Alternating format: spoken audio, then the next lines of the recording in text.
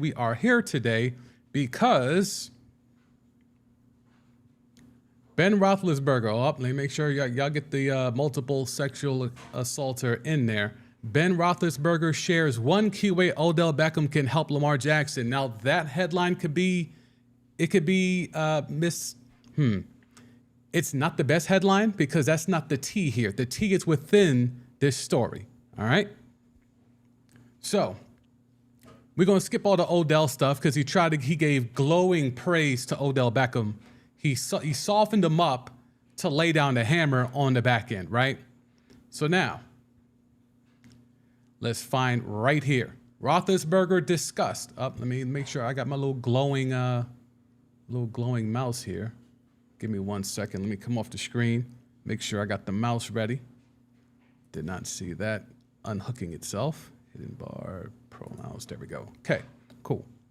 All right, so Roethlisberger discussed the Beckham signing during the latest episode of some podcast. We're not going to give that podcast any promo. The former Pittsburgh Steelers quarterback shared how OBJ should help Jackson make even more plays with his legs. So again, I listened to the clip. He did give all the reasons why OBJ can help.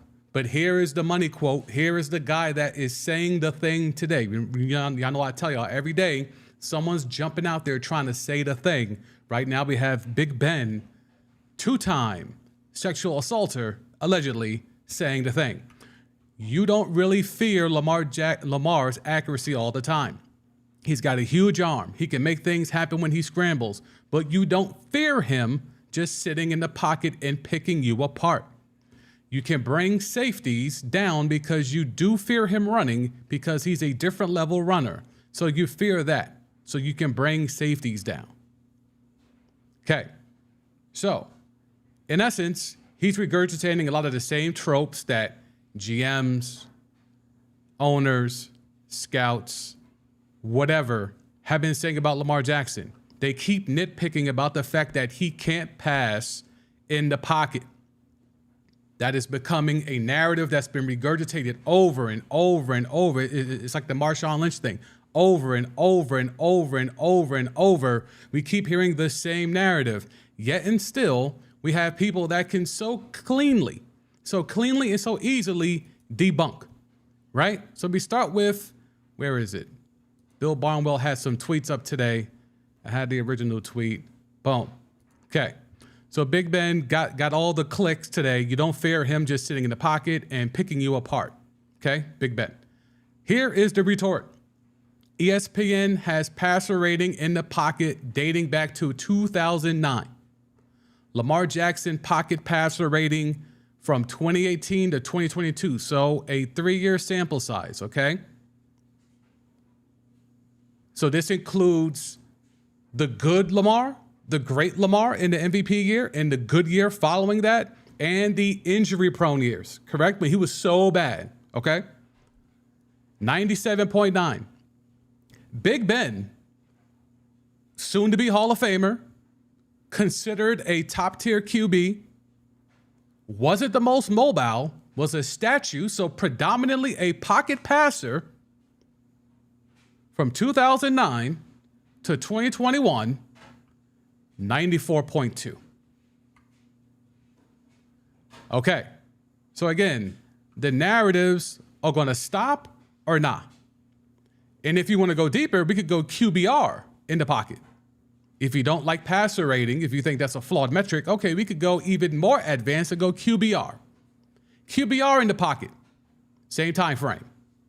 64.9 for Lamar, 63.4 for the two-time sexual assaulter, allegedly, Big Ben. Again, they keep giving you narratives. They just don't like him. Why can't Big Ben say he's not my type of quarterback? Now, again, that would be problematic in his own way, but he can wiggle his way out of that than saying a trope like, you don't fear him just sitting in the pocket and picking you apart. Well, Big Ben, you're allegedly going to be a Hall of Famer because you were picking people apart in the pocket. That was one of your strengths, correct? You didn't really have a lot of mobility, but you had escapability in terms of being able to move and sometimes just fight off sacks and stay in the pocket and make the throw. So Lamar doing that same thing you claim he's not to be feared in, he's better at you than that. So then what are we saying here? Were you not to be feared, Big Ben? Someone that has multiple Super Bowls, that is going to be a Hall of Famer, you have less stats than the guy you're saying no one should be afraid of in the pocket. So therefore, we should damn well be afraid of you in the pocket, right? Is that what you're saying, Big Ben? Is that the type of time you're on? Because the analytics are here. Men lie, women lie, numbers don't, right? This whole league has become all about analytics and metrics and so on and so forth. But yet everyone keeps saying lazy analysis. These tropes that they keep regurgitating. He has a problematic running style. But when we bring up his running stats and compare them with other players who do the same thing, it bears out that he's no more injured than most QBs who run. They bring up completion percentage and inaccuracy. There are numbers that show he has a better completion percentage than Josh Allen, and he's right behind Mahomes. Each time we do this, we keep just going out and pulling receipts and saying, here, what is it? What is the lazy narrative this time? Okay, here. Oh, what? QBR? Okay, here. Oh, completion percentage? Okay, here. Oh, he's injury prone? Okay, here. Now what? But they just tune that out and they just keep running it back. They just press rewind and press play again. No matter what information you give them, they just take the data and throw it away. Which means you just don't like him. I would respect someone that comes out here and just says, I don't like Lamar Jackson as a quarterback. He wouldn't be my type as a prototype QB. Cool. Done. Hard stop. End of story. Again, still, we keep getting tropes in narratives that lack analysis, that lack understanding, that lack facts. And now we're getting it from someone who has dodged rape charges, allegedly, multiple, who wasn't thought of to be this QB savant. Big Ben wasn't held in regard of Aaron Rodgers. He wasn't held in regard of Peyton Manning. He wasn't held in regard of Tom Brady. He was just a big dude that lumbered around and had a good arm until it went numb, which was the better part of the back half of his career. And then he was trash and didn't know when to walk away and held that franchise back for a couple of years at the end there.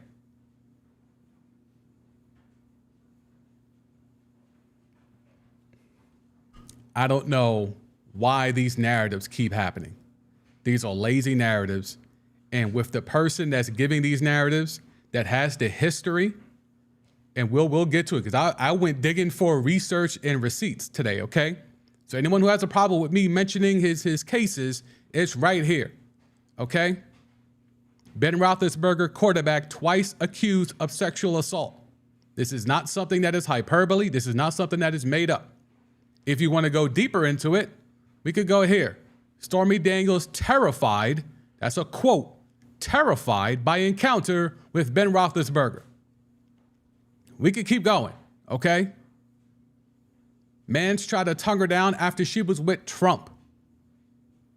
You heard me correctly. Y'all can read that. Take your time, take a screenshot. It's all right there. But it's right there, okay? So what are we talking about here? I'll go to the chat.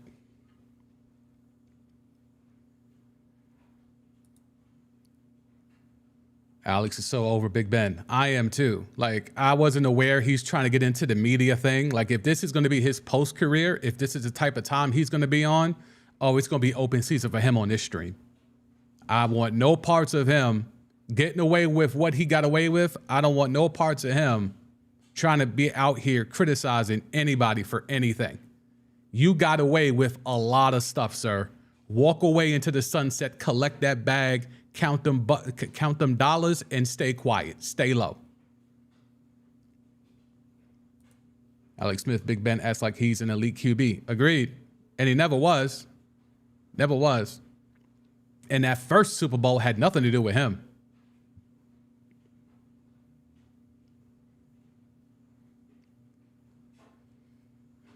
Okay, here comes Corey in his narratives. Is the game plan to keep Lamar in the pocket or not? That is the game plan. That is not what Big Ben is saying. He is over sensationalizing it by saying you do not fear him. That is different than saying, all right, we'll take our chances with him sitting in the pocket. That's not what he said. He said you don't fear him. He's speaking from a position of power. He is speaking from a position of he thinks he's better than Lamar in this. If you listen to the whole clip, he's very much speaking from a higher than, holier than thou position when speaking on Lamar and the lack that he feels of his passing ability. So while everyone's going to jump on this quote, there was a lot more to it that wasn't transcribed and put on a little fancy graphic to promote. There was a lot more to it. It was very much speaking from a position of power. And when you break down the numbers, he's not even better than Lamar at the things he's killing Lamar about. So whether it's the game plan or not, you can't have someone who's not even as good as Lamar at the same thing criticizing Lamar for the same thing. Don't want to hear it. Alex Smith, I do not see Big Ben as an elite QB. Sorry, not worthy of a Hall of Fame nod. Well, the problem is he's going to get in, Alex. That's the problem. I agree with you. I never looked at Big Ben and thought I was looking at an all-time great or an immortal. He could be in the Steelers Hall of Fame. That's a given. But NFL, you going to put him in Canton? I wouldn't.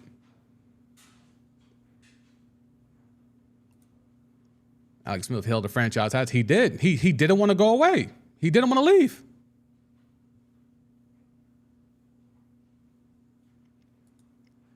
I disagree with this sentiment. If keeping a QB in the pocket is the game plan, that means teams don't fear him from the pocket. No, that means they'll take their chances. That doesn't mean fear. That means if we're taking the lesser of two evils, we'll go against him. We don't want him running, so we'll play for the pass. That doesn't mean fear. Fear implies something different. Words matter. And when you're trying to be a quarterback and get into this media thing, you have to choose your words carefully. And saying that you don't fear him just sitting in the pocket and picking you apart when he has done such things and there's data to prove it shows how lazy that narrative is and how big of a trope that is. It is not the same thing. We are not here to cut Big Ben bail. That's one thing we are not about here to do. If you don't like Lamar, then just say that. It's really simple.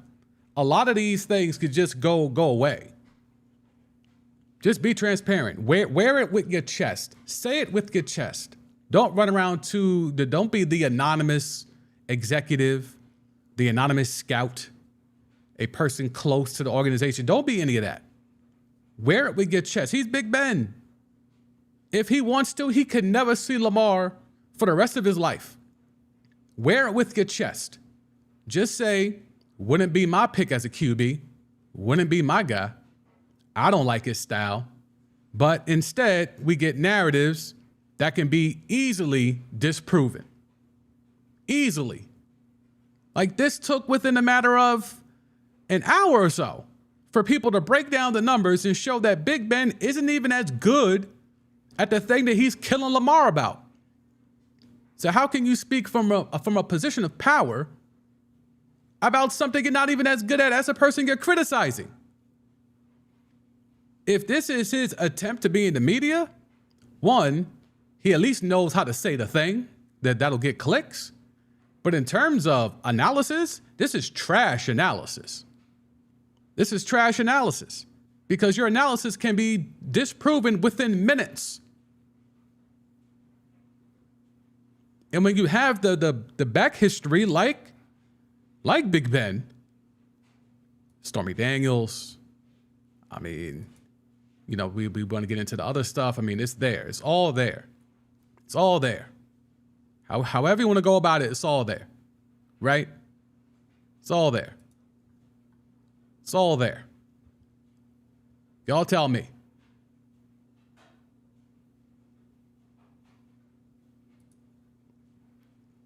And then when we talk about the accusing of rape multiple times, the four-letter network poo-pooed it.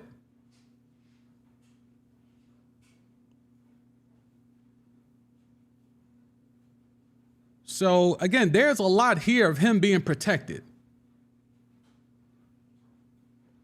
And don't forget in his last game when he had his swan song and, you know, he was being lauded everywhere he went. He was doing laps around the field and signs everywhere in Pittsburgh, and the announcers were going gaga over him. Ben was immature at times. He made mistakes. And this fan base loves him, will always support him. He made mistakes. Multiple rape allegations or sexual assault allegations to me is not something that's being immature or just making mistakes. Couldn't be me, bruh. But this is where we at. Come off the screen for a second here because there's some more here. There's more tea. There's more information.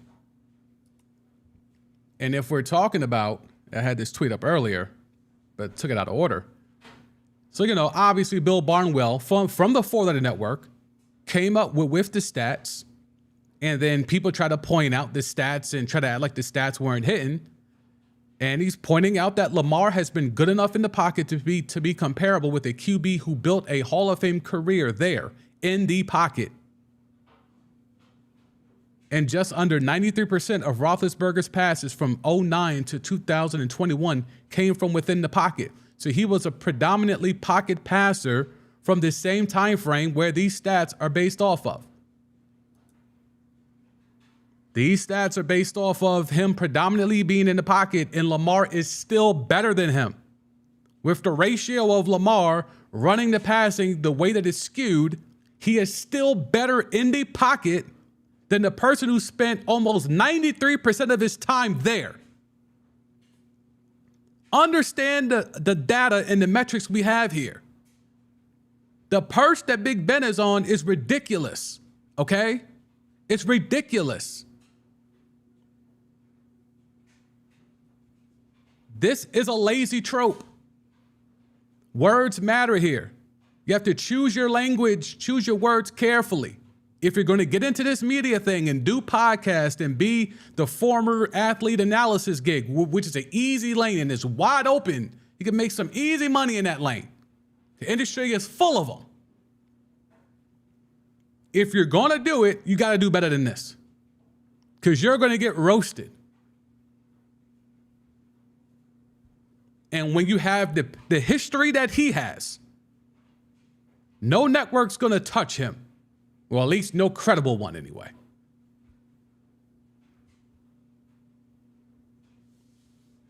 We'll go to the chat.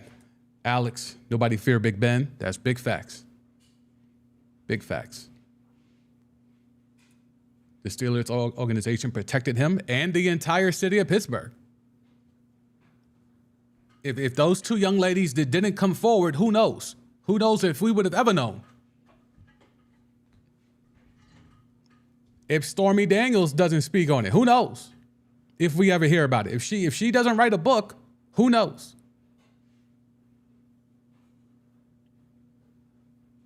Now, if you do want to critique Lamar, and here is, as I've been saying, this is a very pro-Mina Kimes YouTube channel. And this right here sums it all up. The thing that's so frustrating about the Lamar discourse is there are reasonable criticisms of his game. One could bring up his ongoing struggles versus the blitz, for example. But people just kind of lean on the same tired tropes, all of which have been disproven. And if you watch Mina Kimes or you follow her content, there's very few people in the game who I trust over her. She knows what she's talking about. You can, try to discredit her because of the fact that she's a woman and that she's a minority woman on top of that, so a double minority. But the fact of the matter is that when you watch her analysis and she breaks it down, you see what she's talking about. It's not just a trope. It's not just lazy. It's not any of that.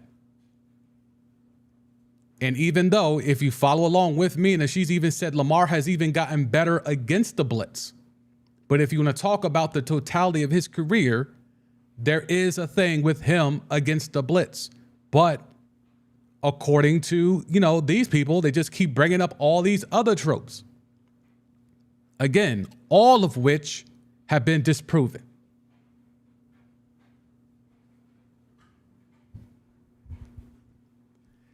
And here's the problem. Corey brings up one game. We're talking about a person's whole career and the evolution of such. And we get it shot down and an alleged shot down because of one game. Cool story. Alex Smith.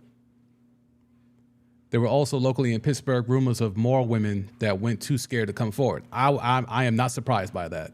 I would not be shocked by that. If you got caught out there twice, yes, that usually means that there's probably a pattern there. And that is kind of the thing. When you have someone who is trying to put themselves out there as an analyst, as a expert, as a whatever, I'm not saying you have to be squeaky clean, right? However, one, you should be able to speak from a position of authority. The problem is that Big Ben tried to speak from a position of authority. The issue is that he wasn't an authority, and he's damn sure no more of an authority than Lamar when Lamar has better numbers at the thing that he was supposed to be inherently better at than Lamar. So this is what it comes down to. If you're going to be that guy and jump from that perch and jump into this media thing and make appearances on podcasts, you better have your shit together. You better have your facts together. You better be tapped in. If he would have prefaced it and said, look, Lamar is better than what most people think, but I think he can work on this. Again, give the credit. But he didn't give the credit. He just went straight for the lazy narrative. He went straight for the thing that would get the talking heads going crazy, right? You don't fear him just sitting in the pocket and picking you apart. Well, according to these metrics, he was able to pick teams apart and still run. While you only had one ability to stay in the pocket, and he still had better numbers than you. Explain that. Explain how Big Ben was in the pocket almost 93% of the time, while Lamar is running and throwing from the pocket, probably more of a balance than Big Ben, which is skewed 93-7. How does Lamar have such a better pocket passer rating than you? It's not just based on attempts. It ain't that. It's conversion rates. It's success rate. And the QBR on top of it.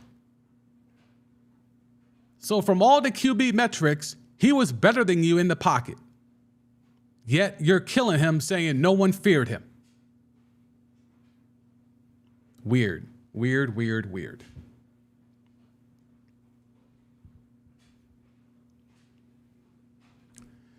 See, here's the thing you gotta know about Corey. He's gonna live and die on his point because you can't get him to admit that maybe he's reaching. Because he played the game, so he thinks he knows. He watches film, so he thinks he knows. And I'm not saying what he thinks he's seeing, he's not seeing. What I'm saying is that no matter what you're seeing, there's data, hard data, over long sample sizes that say otherwise. So while you can nitpick a game, there's a larger 5-year sample size and a 13-year sample size that says otherwise.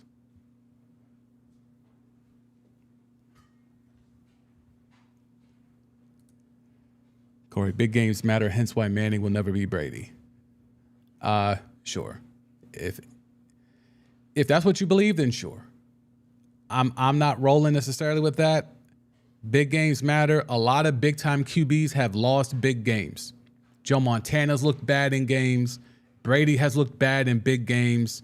I mean, we can go down all the top QBs and see them. Peyton Manning won a Super Bowl, and he was awful.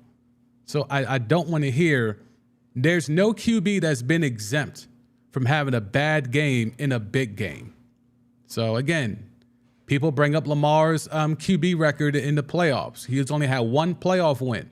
It's the same amount as Deshaun Watson, same amount as Kirk Cousins.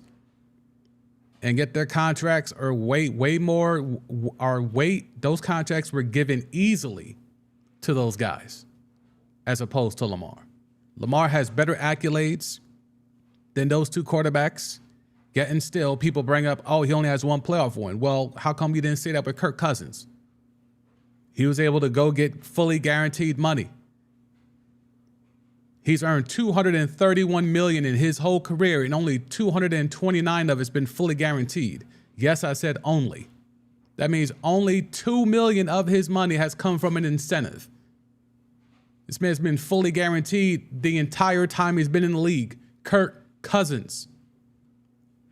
Yet we're going to bring up Lamar in his one playoff win, when Kirk Cousins has one playoff win. Deshaun Watson off 2 ACLs and sitting out a year for a contract dispute on top of 20-plus sexual assault allegations, sexual misconduct allegations. Gets the richest fully guaranteed contract in history. No one talks about his one playoff win. But Lamar wants a similar contract. Now here we come with the passer rating. Here we come with the completion percentage. Here we come with the games missed. Here we come with everything. It's bullshit.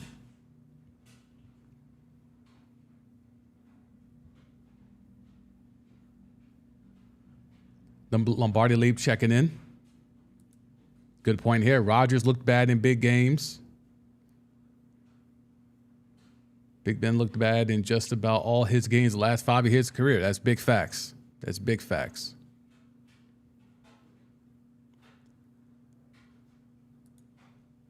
Alex, Manning wasn't exactly surrounded by the caliber of players Brady was surrounded with. I think the only year that's true is the one Randy Moss year. Outside of that, Manning had a lot of people around him. Manning had a lot of people around him. Man, there's so much interesting stuff I wanted to tap into today, but you know, the Big Ben thing, the Big Ben thing came out, and I was like, all right, we got to lead with that. I mean, the alleged 2-time sexual assaulter / rapist is saying something. All right, I guess we got to lead with that. So we're in the chat heavy. If you're appreciating the stream, drop that like. I would appreciate it. If you're new here and enjoy unbiased sports conversations, you can subscribe to the channel. This is a daily live stream, Monday to Friday, 4 p.m. Eastern. Sometimes it's an hour, sometimes we go 3 hours, but tap in. You know, this is a safe space for your, not necessarily hot takes, but your unbridled sports talk opinions that would normally get you banned from the group chat. You can do that here. You can get those off here, and then either the chat will roast you, or I will roast you, or we will give you your props. It could go either way. Bring the heat. Manning has some good players. Yeah.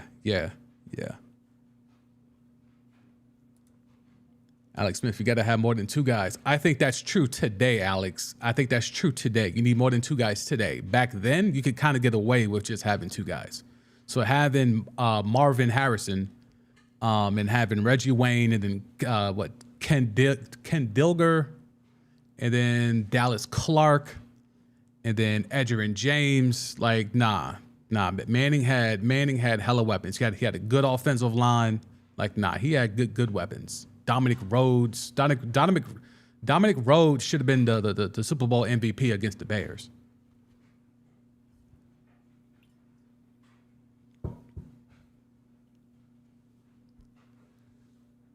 Let's see. All right, so you know, I had to get that off. Corey says he never gets props. I don't know why he wants props. I don't know what he wants props for. By saying big games matter, you want props for that? I don't know why you want props for that, because that point doesn't really, like, the chat has kind of agreed that all big time QBs have bad games in big spots. So I don't know what you want props for, but let the chat know, and maybe we'll give Corey props. Tyreek Glenn, yeah. Tyreek Glenn, I forgot him. Good pull, bring the heat. Good pull. All right, so let me get these other windows set up. I had to get that off. I thank y'all for riding with me on that. Feel free to let me know, if I was going too hard on Big Ben pause. I just don't. I don't like someone that got away with what he got away with, trying to jump out the window and act like, he's him. Like, I don't like that at all. I just do not like that type of talk. Like, nah, like, no, know your place, fall back, right? All right, so let's get into this part. Daniel Snyder. He got pretty much what he wanted. He didn't get all of it. Because remember, on this stream, we reported, or we were showing the report, that he wanted $7 billion. Well, he ends up with $6 billion. Because Tillman Fertitta and his group pulled out because they were only willing to go with $5.6 billion. Daniel Snyder has reached an agreement in principle to sell the Washington Commanders to a group led by Philadelphia 76ers co-owner Josh Harris. The purchase price is $6 billion, a 700% increase from the $750 million Snyder paid in 1999. The ownership group also includes billionaire Mitchell Rales and NBA legend Magic Johnson, and it will be the highest price ever paid for a sports team. So Daniel Snyder wins, despite letting that FedEx Field become a dump, despite letting that fan base be alienated, despite putting out an inferior product on the field, despite having numerous workplace harassments and just having an environment in that workplace that has been deemed problematic, despite allegedly being funny with the money, so much so that the Alphabet Boys had to pull up on him, allegedly, he still walks away with a 700% increase on his initial investment. The rich get richer. So, does this mean Washington is going to be a factor? Does this mean that the dump that is FedEx Field will finally meet its demise? Does this mean that the team is going to go to that plot of land that Snyder bought for $100 million out there in Arlington, Virginia? Does this mean that's where the new stadium is going to be for the Washington Commanders? Magic Johnson, wherever he goes, he wins. The Dodgers, he pulled up to the Dodgers. He got a piece to them. They got a World Series not that long after. Now he's getting into football. Allegedly, this was supposed to be a deal tailor-made for Jeff Bezos that was supposed to be backed with the popularity and the cachet of Jay-Z. But if you know the backstory of Dan Snyder and Jeff Bezos, I don't know why Jay-Z didn't know, but there was no way in hell Dan Snyder was going to sell this team to Jeff Bezos. So the fact that Jay-Z aligned himself with Jeff Bezos, that was a losing bet, Hov. But I know. Anywho, I know there's no Commander fans in the chat, and if there are, let me know. As far as I know, in terms of the regulars that are always in the chat, I don't think we have any Commanders people. If there's any Commanders people pulling up, y'all rocking with this or not? Or if you're a fan of a team in the NFC East, does this mean you're going to have to take the Commanders seriously in a few years now that Magic Johnson and Josh Harris is on board? Because both have shown a propensity to build winners. Different sports, obviously, but still.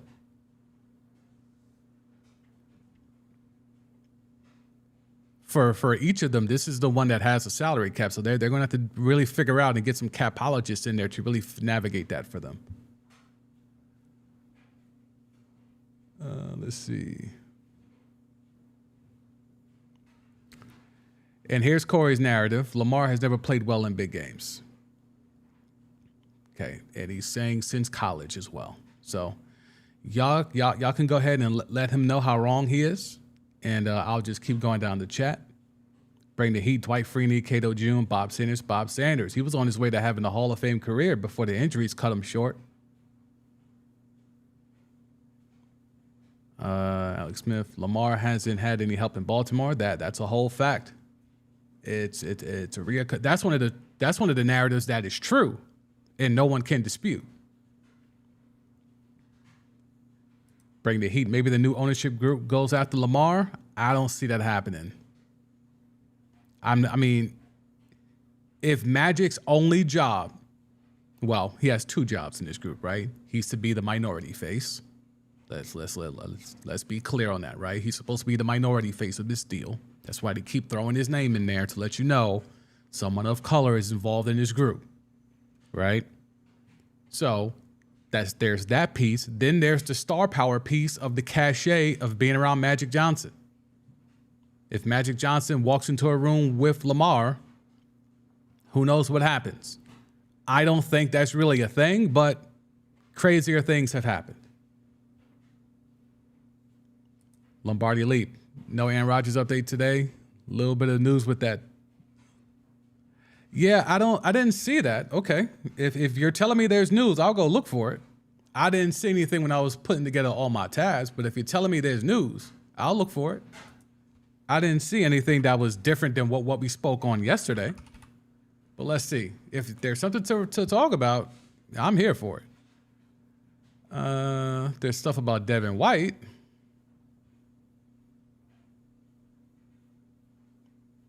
Yeah, I'm not seeing anything in regards to that's different than what we talked about yesterday. I'm not seeing anything.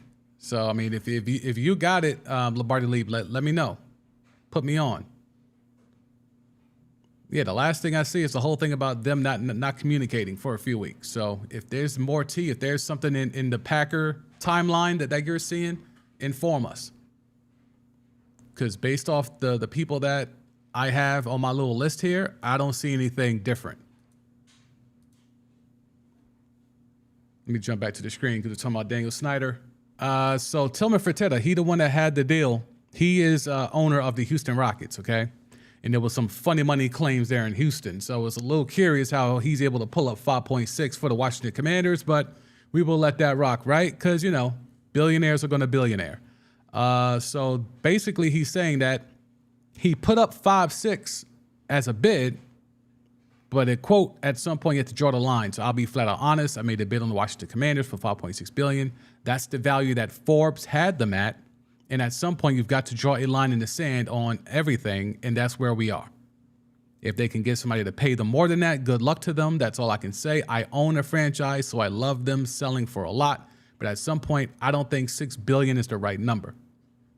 Everyone that's watched me do business for the last 40 years knows when I draw a line in the sand, I'm done. So I'm here. You know I can close, and that's the way it is. So basically, he's saying I'm not going higher than 5.6 because that's the value that Forbes had at it. So he wasn't trying to, quote, overpay. Man's really let a whole ass NFL franchise go because of $400,000. Excuse me, what's that, 400 million? $400 million, excuse me. That's a little weird, don't you think? For a guy that already owns a franchise, he couldn't find nobody to make up that difference to go from 5.6 to $6 billion? If we're really rolling with the fact that this deal's not finalized yet, but the deal that's being accepted is $6 billion. So if we're on that type of time, are we really here to say that Tillman Fertitta is going to let that whole thing go, which NFL teams, the evaluation of NFL teams continues to skyrocket every single year? Wouldn't you go out your way, any way possible, to secure an NFL franchise? Because the value is going to do nothing but go up. So the difference between 5.6 to $6 billion is really enough for you to walk away from an NFL franchise? Seems weird to me.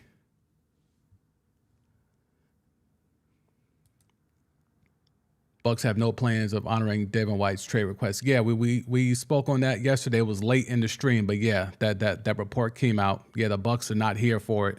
The Bucks are not trying to do it. So we will see what's up with that. Lombardi Leap, he's giving us the Packers tee. So apparently the Packers Jets have a deal.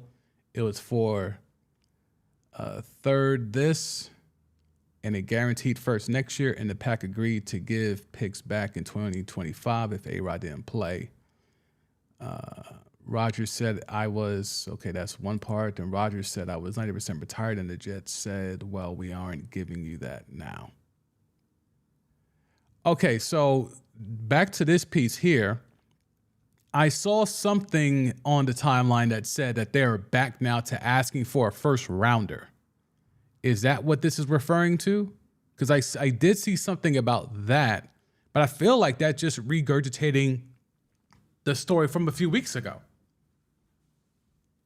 Because first it was, in terms of compensation, I won't run down the whole timeline again, but when it came to conversation that's been reported on about the compensation, it's been, okay, they wanted a first, then there was no movement on that. So then they backed off the first, and then it was like, okay, well, now we'll just take the 2 seconds you have in the second round and then some conditional picks after the fact based on whether he comes back or not.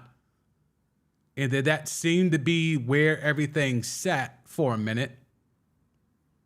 And now they're trying to regurgitate the story from the first time around to saying that they want a first round pick again. I'm kind of, Lombardi Leap, unfortunately, you're heavily invested, but this shit's getting annoying, to be quite honest with you. Like, that story is really getting annoying because the fact that they can't figure out what the compensation is, the draft is coming up. It's a couple weeks away. Why can't they get this figured out? And this is the story I was referring to. The Packers are reportedly holding out for 3 Jets draft picks in the Aaron Rodgers trade. But again, this is SNY, and they are the home of the Jets. So this could be a Jet slant. Let's see. Hopefully this isn't too many. Oh no, they don't even have the story up. The link is just to the website. Good Lord, that's bad linking. That is not how you link an article. Okay, so they just randomly just put a blurb out and then just put a link to their website. That is horrible social media managing. Okay. Anywho, that's weird, man. So that's the only update I saw was that they're trying to sneak and get a first rounder again, and they still want some conditional picks on the back end based off of performance and whether or not he comes back next year. Lombardi Leap. From my understanding, the comp was agreed upon prior to Aaron Rodgers' retreat, and it was for the third this year and the first next year. Rodgers came out of his retreat. Oh, and then that's when they switched it up. Got you. Okay. If that's where we're at, then okay. So they had a deal, then it came out of the darkness retreat, then apparently they didn't have a deal, and now they've been working back on that deal to get back to where we were prior to the darkness retreat, and they're having a hard time getting there, allegedly. I still think this shit's going down draft day. Because the Jets didn't make that Elijah Moore deal for nothing. They got that extra second round pick because they know they got to include it in this Aaron Rodgers deal. I don't think Joe Douglas made that Elijah Moore deal just to have an extra second. Alex, both teams need to figure it out because you don't need what you need to draft. Well, the fact is that come off the screen for a second here. Pull this up. The Packers would have, if they're able to get both of the Jets' second-round picks, they would have 3 second-round picks. And that can really do some things.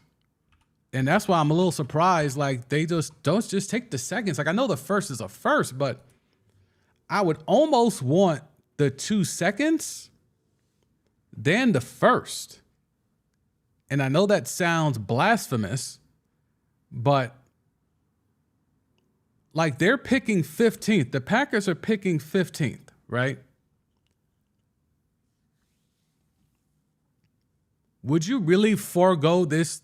You really want this 13th over 42 and 43? When you know you have 45, you have 3 out of 4 picks in this little pocket right here. You could package all of this if you really want and move back up. Or 2 of those and move back up.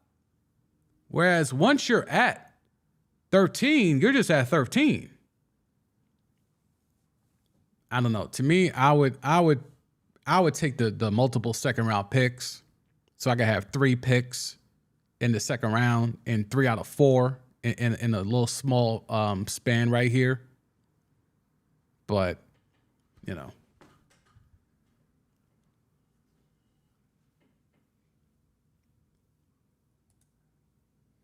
Oh, you don't know what you need or are working within the draft. Got you, Alex. Got you. Yeah, so but that's why, to be quite honest, Alex and Lombardi Leap, that's why I was under the impression that the deal was kind of agreed upon behind the scenes and they just hadn't announced it yet. I mean, Joe Douglas is doing press, he's doing fan events saying the deal is done. Y'all peep that? Joe Douglas is out here saying Aaron Rodgers is a Jet. Is, as in present. So I don't know why he would be doing that when he knows there's cameras if this deal isn't really done or is nowhere near being done or isn't close to being done. Why is the GM of the Jets running around telling the fan base and the press that Aaron Rodgers is a Jet?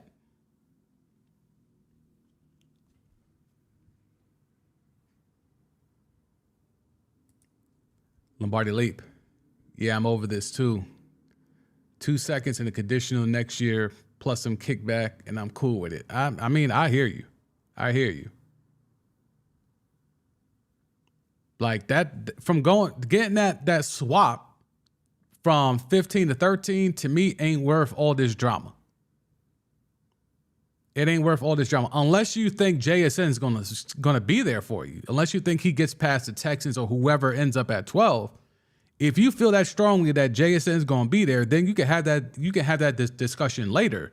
But off the strength, I would not be going crazy trying to go from 15 to 13. Going from 15 to 13 would not be a deal breaker for me. Clearly, you're moving on. Get the multiple seconds so you can have 3 seconds. And then you're getting more picks next year. Greed can be a problem. You can talk yourself out of something by being too greedy.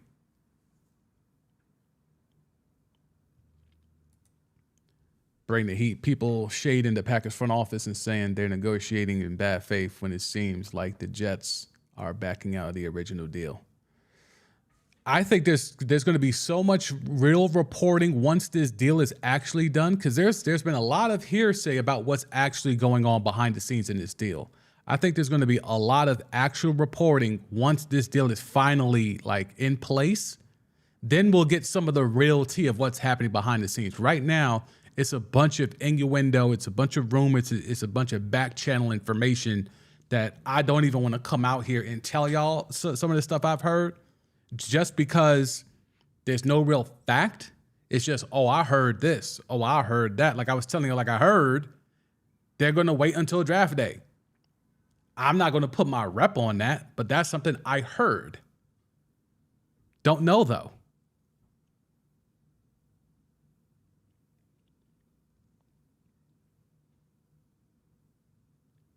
Lombardi. Yeah, I don't know, unless they are trying to see who blinks first, so well, I think it's well, for sure the Jets love media attention. Yeah, I'm not sure why the Packers would be doing this. Like, I would want to turn the page. I mean, they have clearly turned the page by handing the keys over to Jordan Love, but I would want to just get all the Aaron Rodgers stuff over with now. So once we hit the draft, it is the post-Aaron Rodgers era. Like, I don't know why they just keep dangling in the wind here.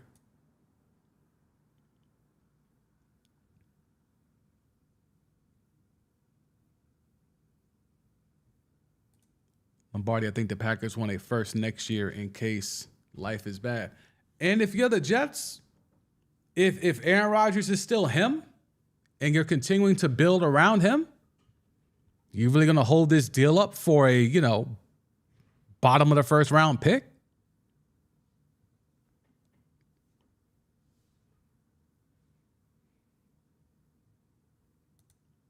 Alex, I think it's done, but they're not saying it to push a narrative. That could be quite possible. Oh, Jordan Love. Okay. Got you, Lombardi. Bring the heat. Draft day would make the most sense, as they might have multiple trade packages depending on how the board falls. That's what I'm saying. Like, that's kind of the same logic I was told. But, I'm not trying to be Schefter out here. But that was something that someone who is in the know in one of the group chats I'm a part of, that's what was said. A similar narrative right there. So y'all two are sharing the brain, bring the heat. Y'all two are sharing the brain. So, well, we'll see what happens with that. So there is, I guess that was an update of sorts. I didn't really find too much in this, especially since I didn't click on the link until I did it here and realized it just takes you to the homepage, which is really bad social media.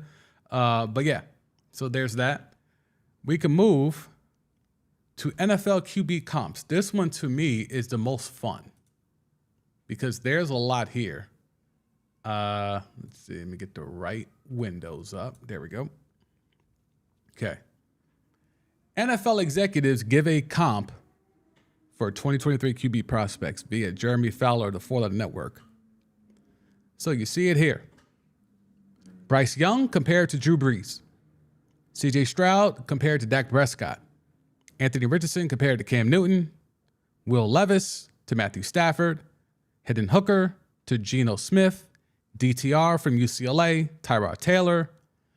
Bennett, I don't remember him off the top of my head, but we got your man's Dugan here. And O'Connell to Nathan Peterman. That by far is the worst comparison. I would want to run far away from that. I would want to go have a second pro day if O'Connell even had one and be like, no. I need y'all to come back outside if y'all think I'm Nathan Peterman. I need y'all to come back outside. So, are any of these accurate? Do we think Bryce Young is Drew Brees? Is that a fair NFL comp? Are we doing this just because of his height? CJ Stroud, Dak Prescott, is that underselling CJ Stroud? Is that a shot at Dak? Anthony Richardson to Cam Newton, is that a lazy narrative? Will Levis, Matthew Stafford, is that a lazy narrative? Hendon Hooker to Geno Smith, is that shade to Geno Smith? I'll let y'all tell me. I got to get a sip of tea. Ginger tea, by the way.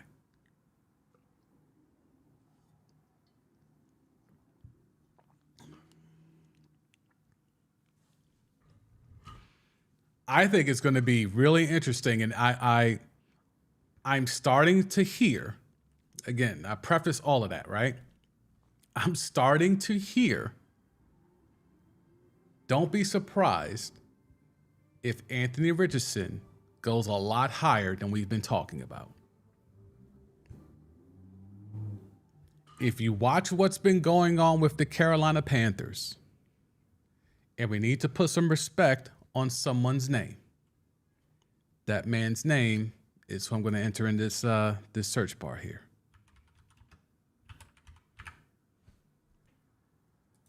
Jim Caldwell is now with the Panthers. Were you aware of that? And if you're familiar with Jim Caldwell's work, he is an actual QB whisperer.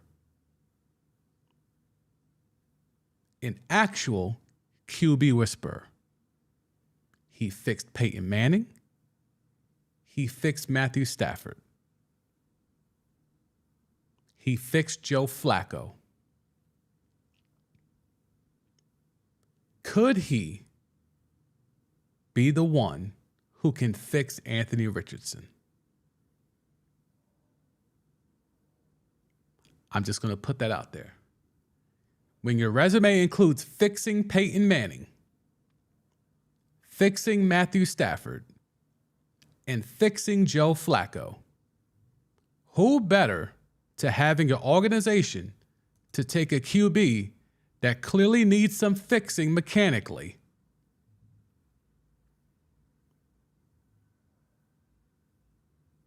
than Jim Caldwell, potentially with Anthony Richardson? Is that something we need to be on the, do we need to have that on the radar?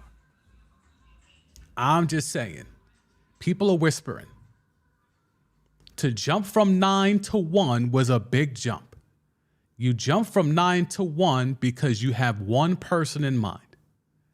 I don't feel that they're still running through all these different QBs. You don't make this big of a jump from 9 to 1 unless you have a good read on who you would take once you get to 1.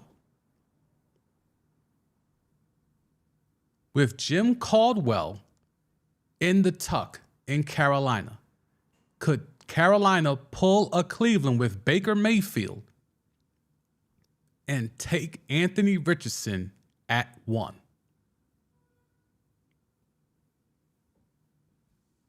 How shocked will y'all be?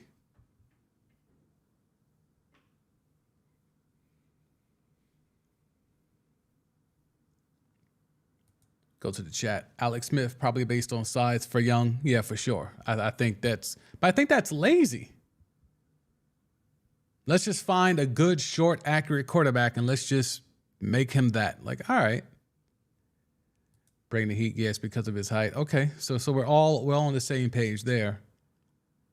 Alex is saying Will Levis is more like Josh Allen.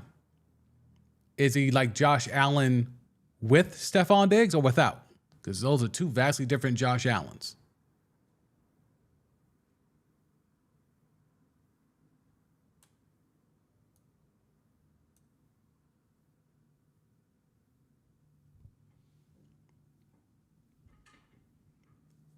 I would love to have Jim Caldwell in the mix and shake things up in the draft because you got Jim Caldwell. And we're going to take Anthony Richardson, who has the highest ceiling out of all these quarterbacks. You put him with Jim Caldwell and let Jim Caldwell fix him. It may not be immediate. It wasn't immediate with Peyton. It was immediate with Flacco and Stafford. But once he got Peyton figured out, Peyton Manning was out of here. Like, you can look at the clear line of when Caldwell was in Indy with Peyton. You could look at stats before Peyton, before Caldwell, and after, and with Caldwell, and it is night and day. The Peyton Manning that we hold in such high regard, that Corey was putting out here saying he played well in all big games, that was because of Jim Caldwell. And Manning has pretty much admitted that publicly on the record.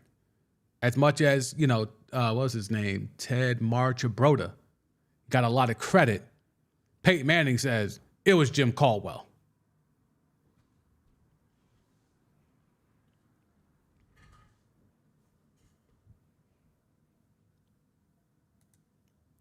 Alex, he's mobile and he's mobile and he would take off if the throws aren't there.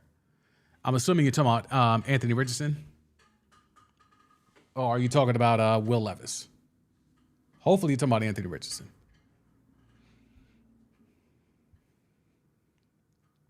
Lombardi Leap. Levis does remind me of Josh Allen without Diggs to start. But there is that. Yeah, I mean, here's the thing with Levis, right? Normally in this type of situation, and I believe I brought this up here on the stream a few weeks ago, we were talking about how, the media will try to make sure that there's a QB competition when there's, let's keep it a buck, when there's a black quarterback that's rumored to be the top QB. Like we saw with Cam Newton when it was Jake Locker and who was the other guy? Blake Bortles.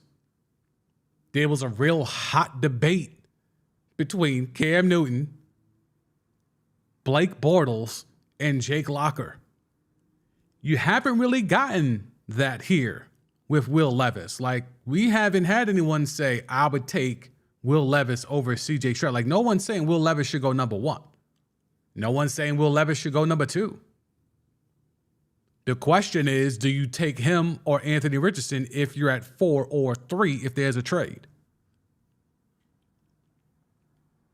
So I think Will Levis, I mean, he certainly has a first-round grade. He sure is a first-round grade, and he should be, between 3rd and 5th in terms of QBs off the board, just depending on what style offense you're trying to run. I don't think you could drop Will Levis in any offense and he'll flourish, just like I don't think you could do that with Anthony Richardson or even Hendon Hooker.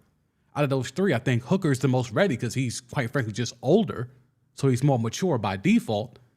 But in regards to more pro-style offense, that Tennessee offense wasn't that sophisticated. But, it's a lot there with these quarterbacks, man. These QB comps, very, very interesting to me anyway. I figured that would be something interesting to bring to y'all, and we could go back and forth here in the chat.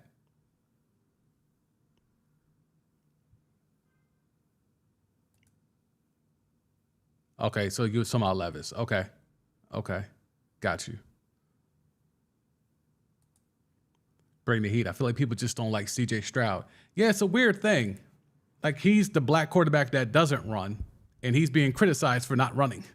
Like, we've reached that point in 2023 where there's a black quarterback that people want to run, but he's like, nah, I want to be in the pocket. I want to do like Big Ben. I want to be in the pocket 93% of the time, like Big Ben, but y'all want me to run around like I'm Lamar Jackson. It's crazy. Evolution?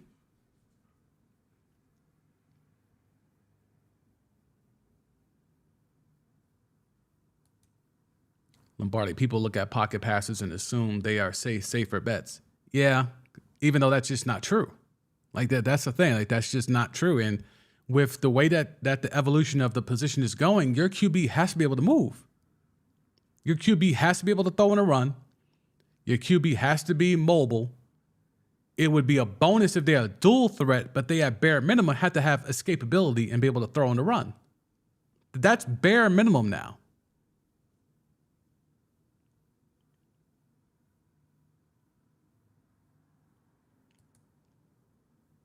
Bring the heat. I think Anthony Richardson has the highest ceiling, but also could be a bust if he doesn't fix the mechanics. Well, that's what I'm saying. Like, bring the heat. What if the Panthers jump out the window and take him first because they got the man who fixed Peyton Manning, Joe Flacco, and Matthew Stafford in the tuck, in Jim Caldwell, who's a real quarterback whisperer? Not the hyperbole of just drawing up X's and O's like McVay. Like, Jim Caldwell has actually fixed quarterbacks. He doesn't need to be talking into their headsets, the entire damn play clock like McVay with Jared Goff. Jim Caldwell actually fixes quarterbacks. If you're in position to have the number 1 pick, wouldn't you take the QB with the highest ceiling at number 1? When you have a potential whisperer in the tuck, instead of taking someone who you would think is, quote, a safe bet? If you're going to swing for the fences, and we spoke on this stream yesterday, the Panthers have one of the easiest schedules for this upcoming season as of right now, based off projected wins and losses through Vegas. So if you compare Anthony Richardson that's being fixed by Jim Caldwell with Miles Sanders, assuming they're going to go ahead and get him some wide receiver help in the draft, since they just got rid of DJ Moore, that's a real possibility to me. Like, I would feel better about them moving up from 9-1 and giving up what they did if it's because we're going to take Anthony Richardson because we have Jim Caldwell, who has fixed multiple QBs that have gone on to win Super Bowls. Every QB who he has fixed has won a Super Bowl. Manning, Stafford, Flacco, they all won Super Bowls. Let's go take Anthony Richardson and really shake things up. Boogie down in the house. Oh, man. You missed us calling out Big Ben for his multiple sexual assault allegations, allegedly. Him jumping out the window trying to criticize and critique Lamar Jackson. You missed that. And I'll pull up this for you. So basically he said you don't fear him as in Lamar Jackson. You don't fear Lamar Jackson just sitting in the pocket and picking you apart. But the problem is there's numbers that debate and show and destruct the fact that the one thing Big Ben was known for, which is him being a pocket passer, Lamar is better than him at it in passer rating and QBR. But if you let Big Ben tell it, you don't fear Lamar Jackson in the pocket and picking you apart, even though Lamar Jackson is better than Ben Roethlisberger at sitting in the pocket and picking teams apart. That's what you missed. But welcome. Thank you for pulling up as always. I appreciate it. So now where are we? All right. So we got that done. NFL comps.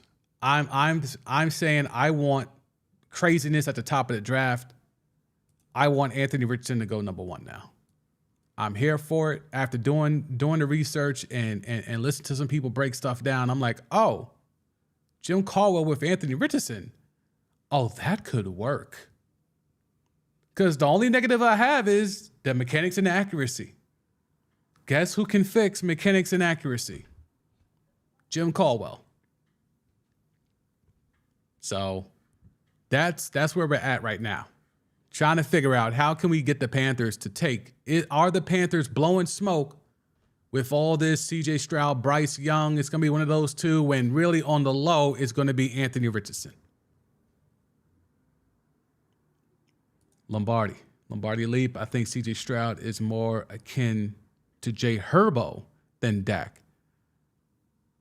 Interesting.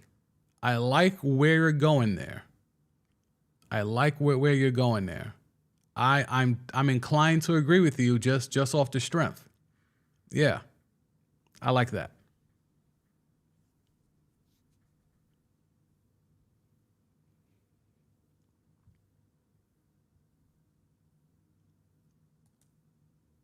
Boogie Down, which I got here earlier. I watched from the beginning that Corey guy is a Lamar Jackson hater. Yeah, he is.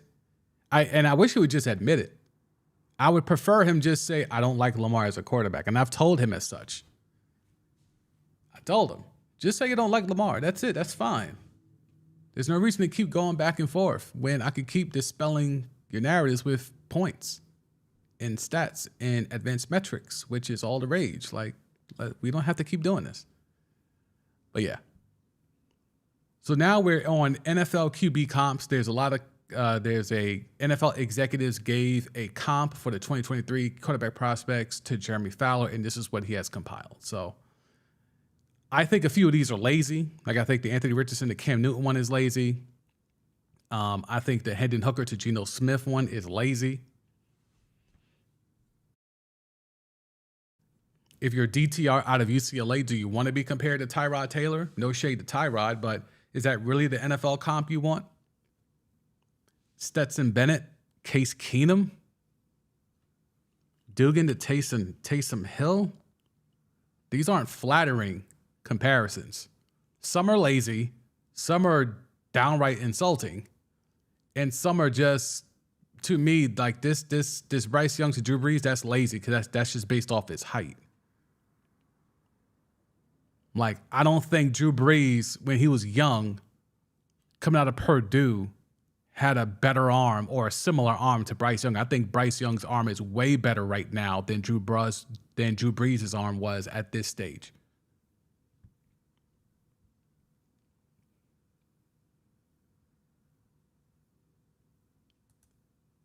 Alex, is Anthony Richardson coachable to changing his mechanics? I believe so.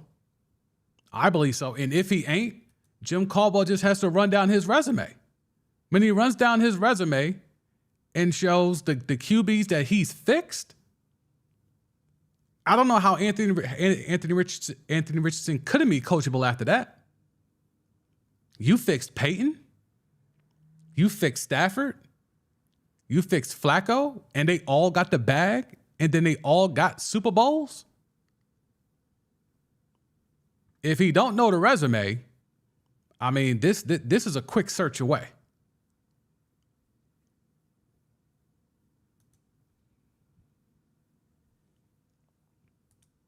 Bring the heat. I think most of these are lazy. Yeah, I agree. There was a few more for some lesser known QBs, like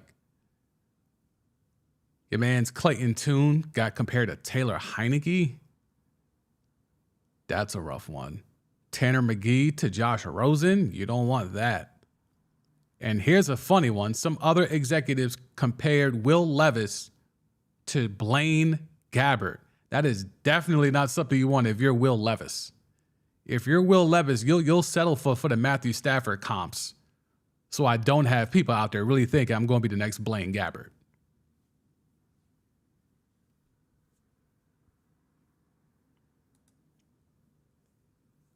Alex, there was a report Jerry Jones likes Max Duggan. Yeah, I think I saw that. I didn't put it in the tabs, but I did see that.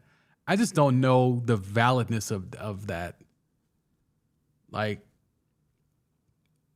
around this time of year, there's a lot of smoke and mirrors. And also around this time of year, there's a lot of just saying stuff just to say stuff. Like, people are going to keep asking you, so you might as well just have an answer, right?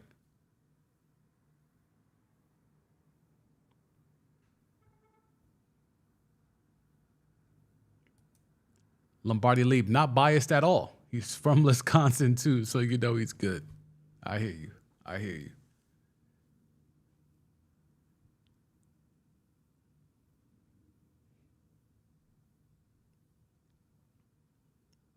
Bring the heat. How do you compare Jaren Hall to Wilson and not Bryce Young?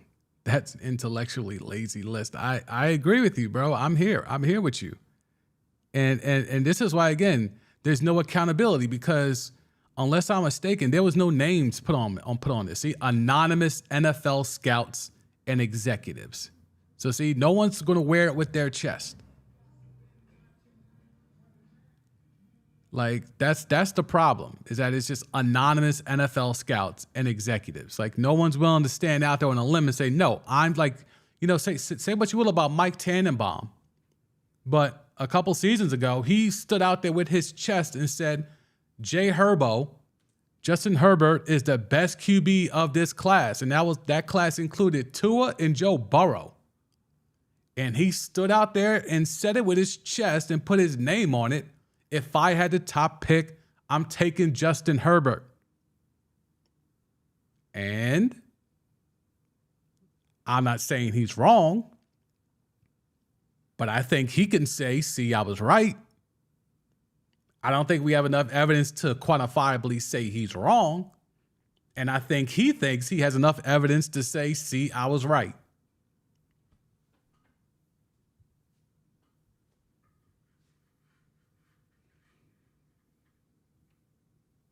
But dog, being compared to Nathan Peterman?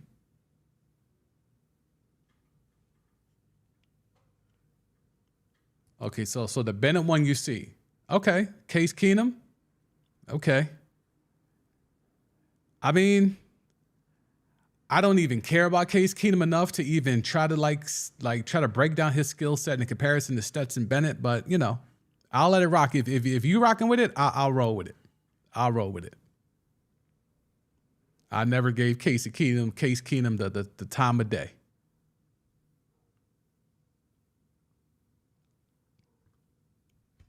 So let's see. What else do we have here? Let me come off the screen for a second here. Who else we got? Jim Caldwell. Okay, speaking of QBs, we got some more QB news. All right.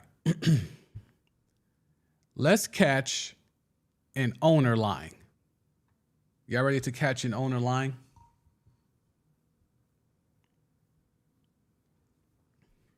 So, Alabama QB Bryce Young scored an amazing 98 on the S2 cognitive test, according to Albert Breer he's NFL Network, right? Yeah, NFL. Yeah, whatever. Bryce scored above QBs such as Josh Allen, Joe Burrow, and Justin Fields, all of which were considered high scores also in the 90s.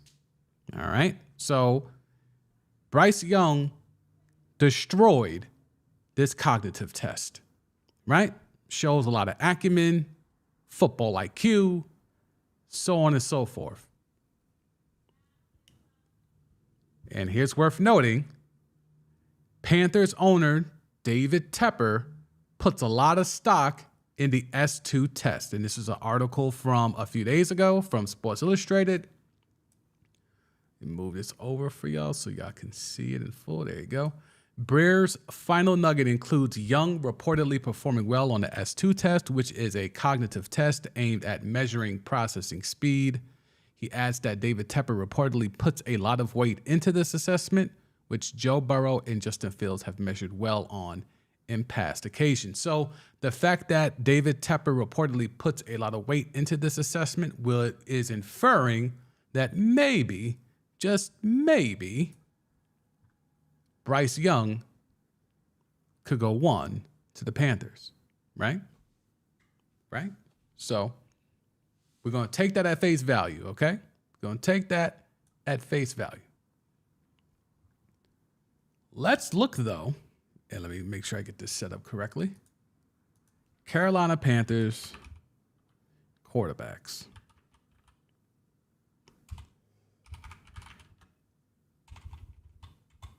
Of course, that doesn't want to work right now. Thank you for the likes. I do appreciate it. Thank you for those who are pulling up, checking out the stream, dropping that like. I appreciate it. It lets the algorithm know that we're doing good content over here. So I'm very appreciative of y'all doing that. So we're going to go here to the screen. And these are the passers that have been there for the Carolina Panthers. Baker Mayfield, Sam Darnold, Teddy Bridgewater, Kyle Allen. And then we have all the cameos, right? Then before that, we have Jimmy Clausen and then Jake Delhomme. You know what these guys have in common? None of them performed as well as much as a 90 on the cognitive test.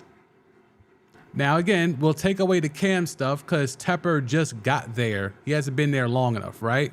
But in terms of Kyle Allen, Teddy B, Sam Darnold, and Baker Mayfield, those scores on the cognitive aren't on the level as what they're saying in this story, right? In the story of, where's that tab at? Did I lose the tab already? Where are we at? Oh, we lost the tab. Oh, here we go. Okay, so the cognitive scores in the 90s, it doesn't measure up to the QBs that have been on the roster for the Panthers in David Tepper's tenure. So that's, again, I'm not saying he's lying. I'm just saying, like, bruh, you're not really living your raps. You're not really living your raps. And we're trying to look for any sort of morsel of information that can have us jump out the window and think we know something for this draft. When the fact of the matter is, the Panthers could be blowing smoke and can draft Anthony Richardson #1 overall. And then what would the blue check boys and girls say then? If Anthony Richardson is the first pick, what would a blue check boys and girls saying after for months telling us it's either Stroud or Young?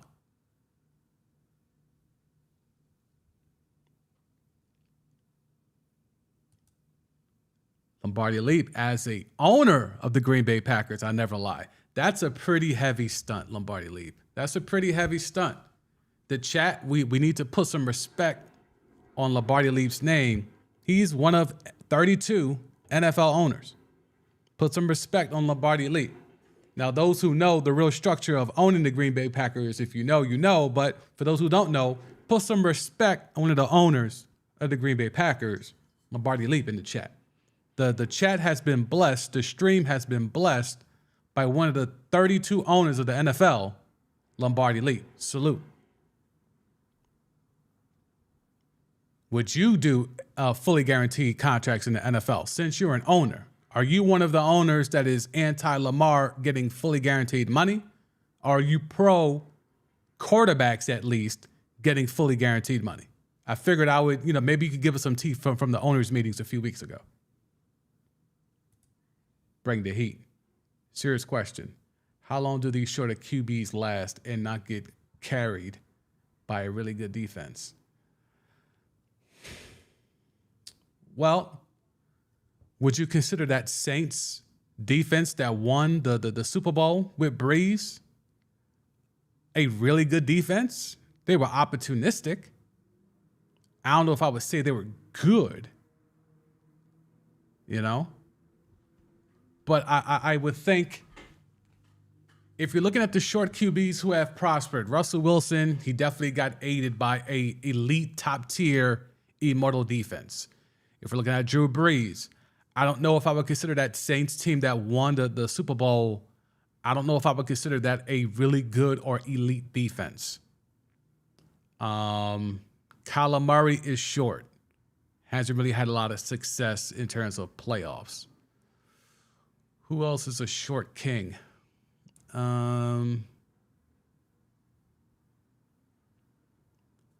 Yeah, see, that's kind of the issue, is that so few have won on a big stage.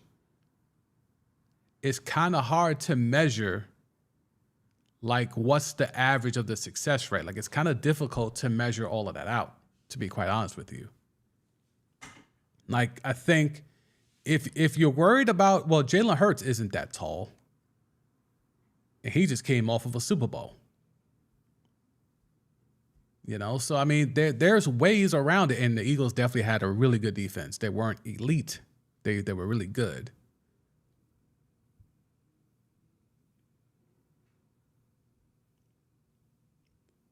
Let me get to the chat. Yeah, respect as an owner of the Green Bay Packers, for sure, respect. I think it's, yeah, you get the owner of an NFL team up in here. Facts though. Boogie down. Defenses don't fear the Ravens receivers, which is why they prefer Lamar to pass instead of run, because they know he has no one to throw to. That's quite obvious. But here's the thing, Boogie down. Even when he does pass, he's still better than Big Ben. Even when he stays in the pocket and he doesn't run, he still has better analytical numbers at the quarterback position than Ben Roethlisberger, who is criticizing his throwing ability from said pocket.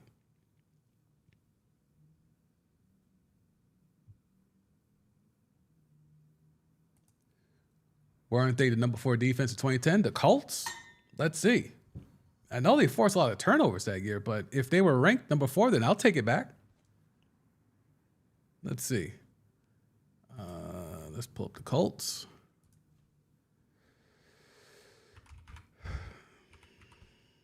Indianapolis Colts. Let's go to that season. Where is it? One Super Bowl. There we go. One Super Bowl. 2006. No, I don't want to become a member. Let's see. Points for, points against.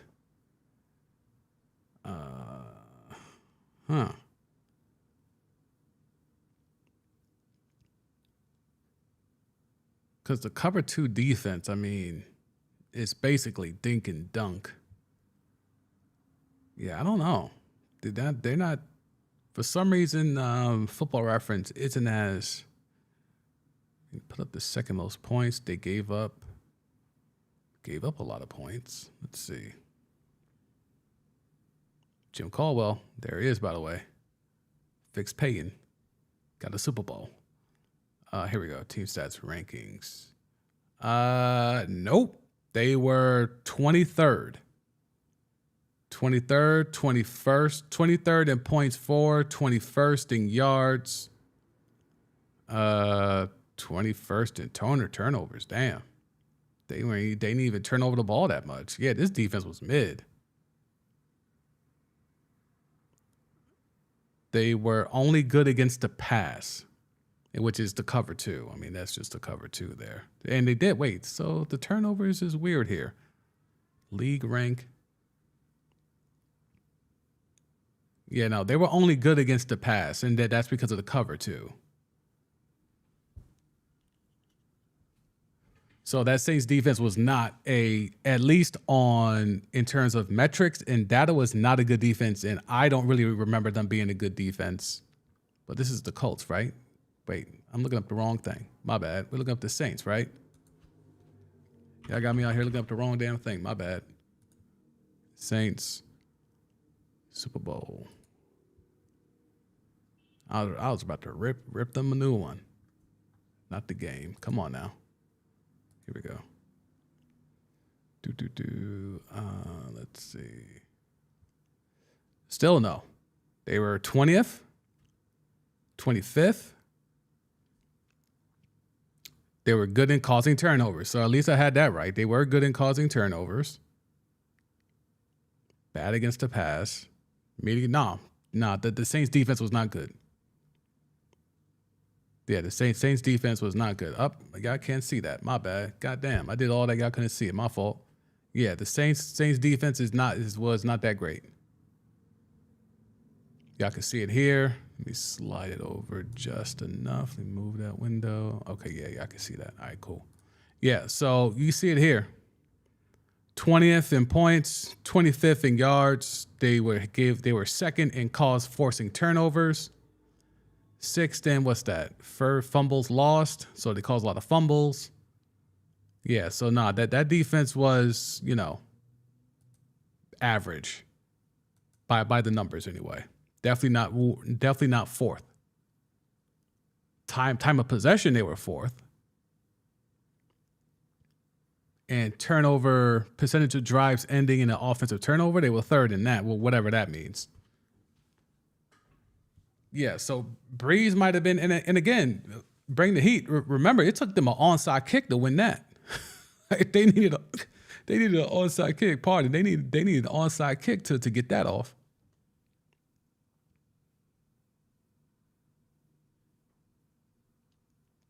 Let me hit the chat.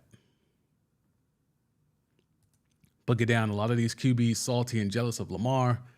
Lamar literally won an MVP in his first full year. Unanimous. Won at that, meaning he ran away with it. These so-called pocket QBs are jealous. Let's be real. I don't know. Well, if you're talking about the old QBs, like the former QBs, like Big Ben, yes. I don't think current QBs are jealous, but I do think there is a little vitriol and a little venom that seems to be a little bit sharper and more poisonous when it comes to Lamar. Bring the heat. Wilson had the Legion of Boom. Yeah, Wilson had the Legion of Boom. And let's see.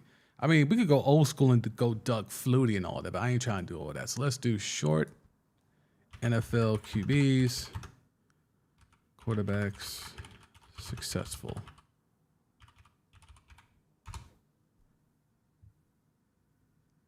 Okay. Let's see. This is a list. The NFL's best short quarterbacks of all time.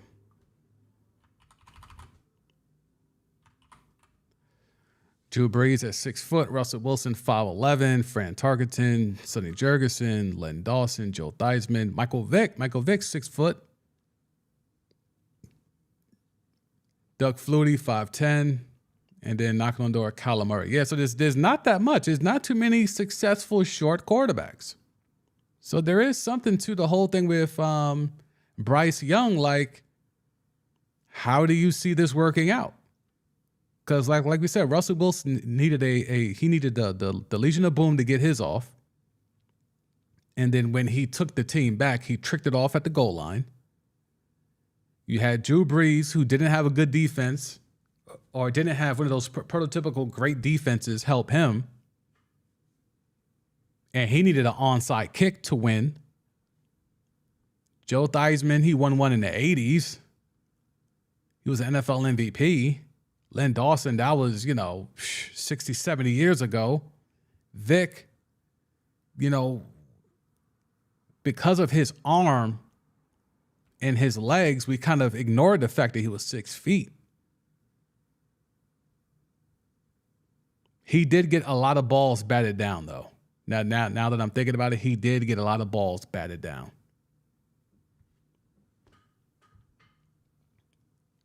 Lombardi, pro QB guaranteed contract because you can lose them You're not making anything. Let's be real. You have a chance at some other positions. There you go.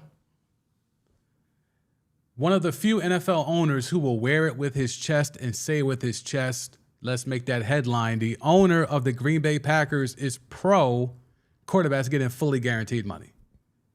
Let's lead the stream with that tomorrow. If only, right?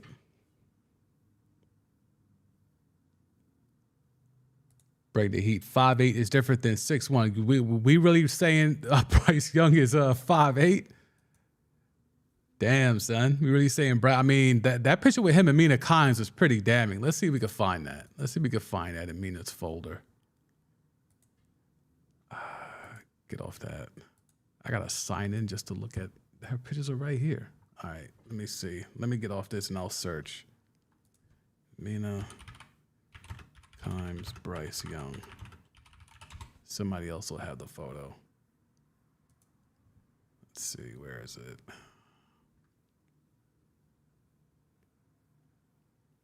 No one has the photo? Hold up. All right, I'm searching. That is kind of, oh, here we go. Here we go. Here we go. Here we go. Here we go. Here we go. Let me see. And I saw Mina Kimes a few weeks ago at a conference, and I would not say she's tall.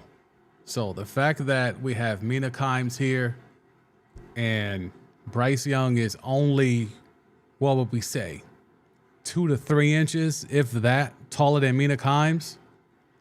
And I don't know if she was wearing heels here or not, but that's really close. I don't know. I don't think that's 5'8". Mina's not that short that Bryce Young at 5'8" could be that much taller than her than that. Like it's this, I would say we're looking more at 5'10", 5'10"-ish. I think we would have noticed him being 5'8" in college, like 5'8". We would have noticed that, I think. I hope anyway. Let's see.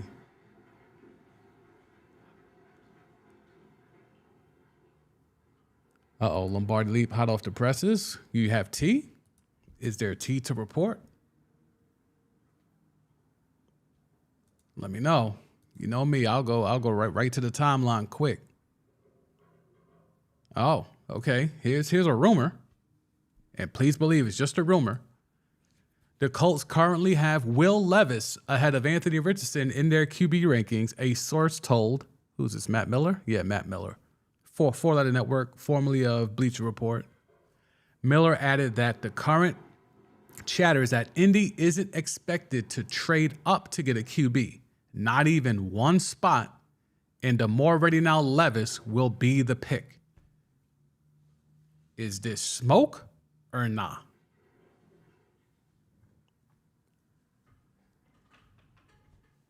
And again, who says Anthony Richardson will be there at 4? Carolina might jump out the window. Carolina might jump out the window and take Anthony Richardson number 1. I'm going to push that narrative. I am here to push that narrative. We are going to will that into existence. And AR, Alex with the good data. Mina Kimes is 5'4". Good Lord, she didn't look like that in person. She did have heels on that day. Okay. So Mina Kimes is 5'4". So now let me bring that photo back up. Let me make sure I got the right window. Did I lose it? Where is it? Okay, so if Mina is 5'4",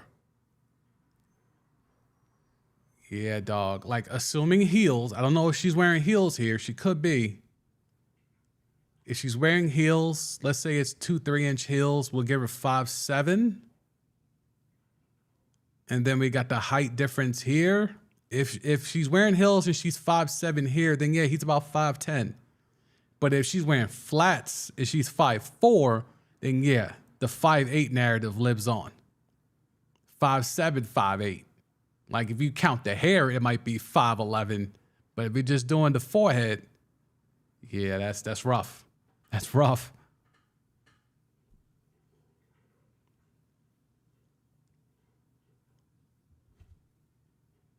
That is, yeah, I feel for Bryce Young. Thankfully, I don't have those short issues, but I have friends who have lied on their driver's license about their height, and it's like so egregious that it doesn't even make sense. Like I have a homie that's like 5'7", but on his driver's license it says that he's 5'10", 5'11". And it's like there's no way in hell he's five. There's no way in hell he's even 5'9". But, on that license, he might be in here today too. Let me see. He might be in here. Lou, if you're in here, don't run from the smoke. It's all good. It's a safe space. Let's see.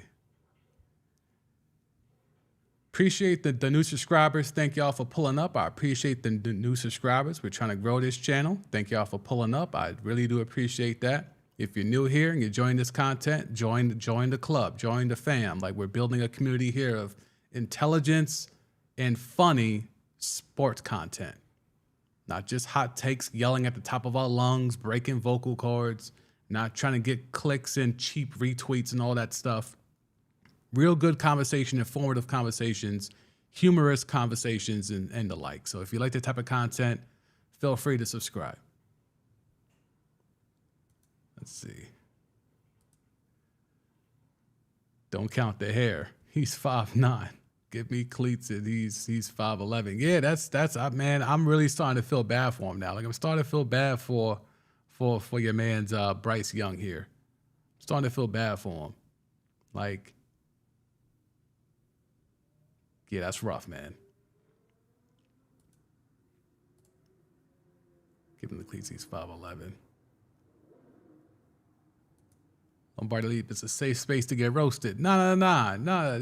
Look, we can't have, no one can roast an NFL owner. We're not here to do that. We're here because Lombardi Leap gives us the tea of what goes on at NFL owner meetings, and he lets us know what's going on. So, no. Everyone else, maybe. Joshua's not here today. I hope the chat wasn't too rough on him yesterday.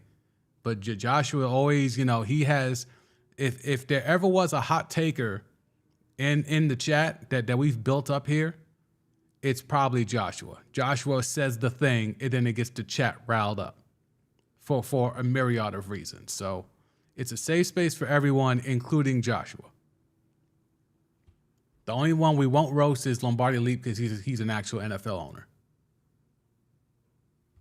All right, let's see. What else we got? How long have we been going today? It hasn't even, we almost at 2 hours. Okay, we'll probably go 2 hours today. So we're at an hour 40. We'll probably go another 20 minutes. Any NFL questions y'all want to get into? We could do other sports too. We could do NBA. The playoffs are coming up. I'm going to be recording my podcast, the CMD podcast. I'll be doing that first thing tomorrow morning.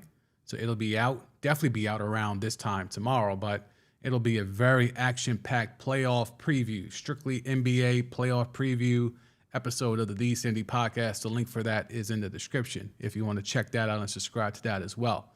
Been doing that podcast for about 6 years. Coming into my 7th year. It's been nominated for a couple of sports podcast awards. So, y'all think I be talking my talk here on that podcast. That's kind of where I got my confidence to really get into my bag and this transition to doing video content and live streams like this over here. So if you want to check that out, that link is in the description. We're going to check in on a couple of timelines.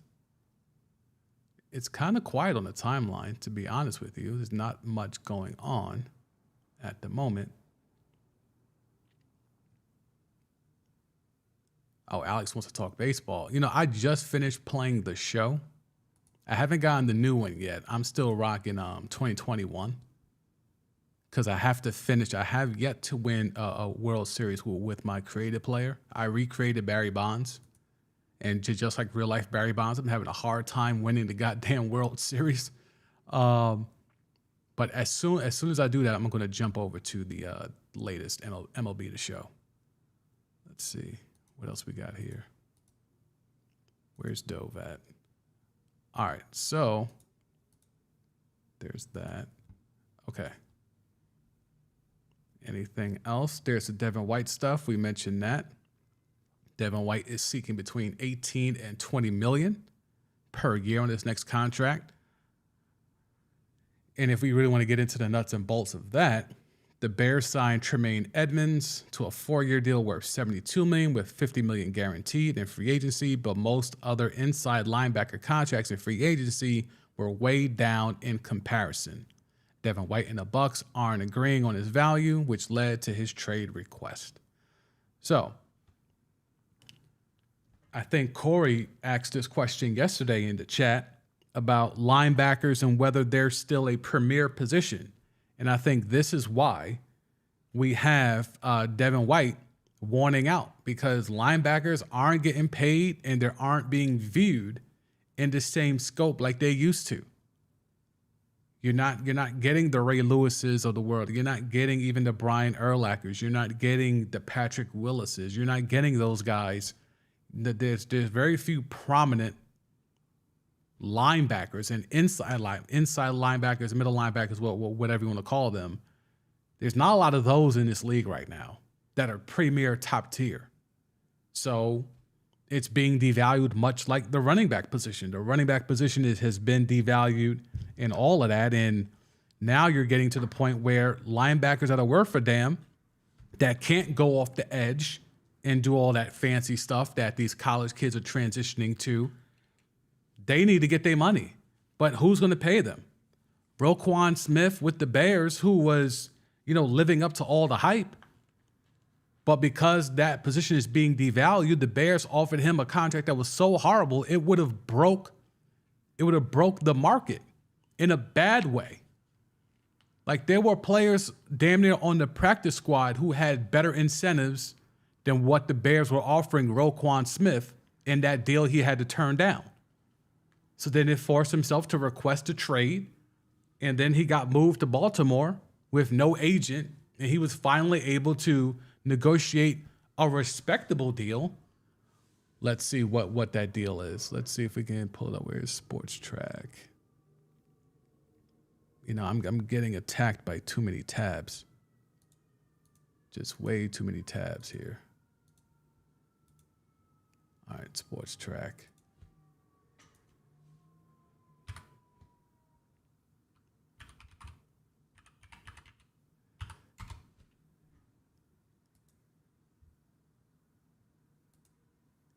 Yeah, Lombardi leave it to the Bears to mess up the market. Yeah, look, bro, I'm telling you that's why I had to get off that.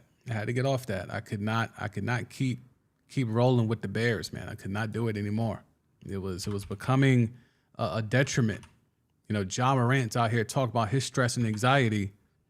Being a 23-year-old with $200 million, I was having that same type of stress and anxiety just being a Bears fan in the 80s, late 80s, 90s, and 2000s. And I finally had to walk away and say enough is enough. But Roquan Smith, here we go. Self-repped, see that, right? Agent, self-repped. Same like DeAndre Hopkins. Same like Lamar, although I guess officially his mom is that spot, but whatever. So 5 years, $100 million. Let me move this over for y'all. Okay, as soon as the mouse allows me. There we go. 5 years, $100 million. Y'all see it.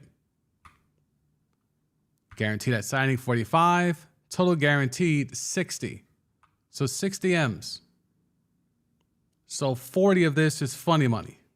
So 60% of this contract is guaranteed. And there's a potential out after the third year.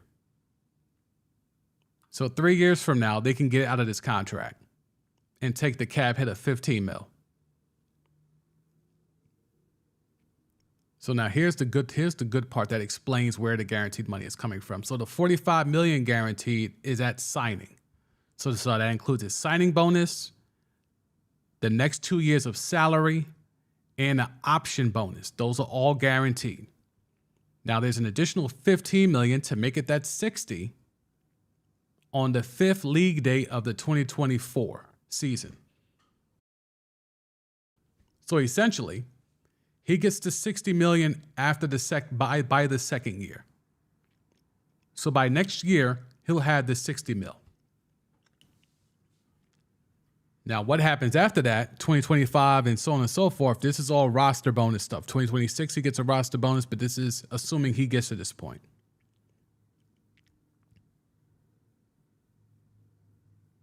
And this is where you can't really, it's definitely not guaranteed money, but some of this money will translate into guaranteed money if he gets to this point in the deal.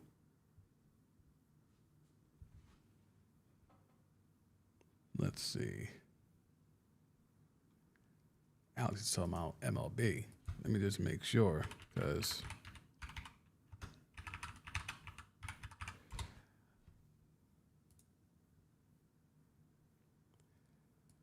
yeah, Tampa being 13-0 is kind of crazy.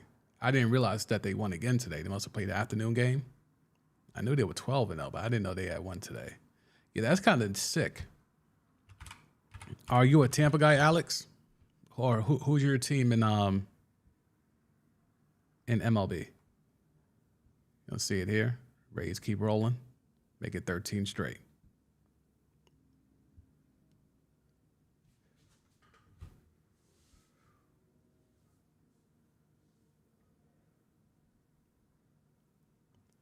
I'm gonna have to tap in. I didn't know that they won today. I'm gonna have to get up to speed. I have a baseball guy, my guy Greg Larnard, who hosts out there in Tennessee, Chattanooga on ESPN Radio.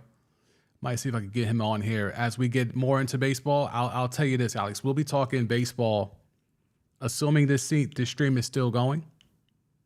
I may have to alter my schedule a little bit during the summer, but assuming we're still doing the stream, then yeah, we'll definitely get my guy Greg Larnard to do some baseball content for sure.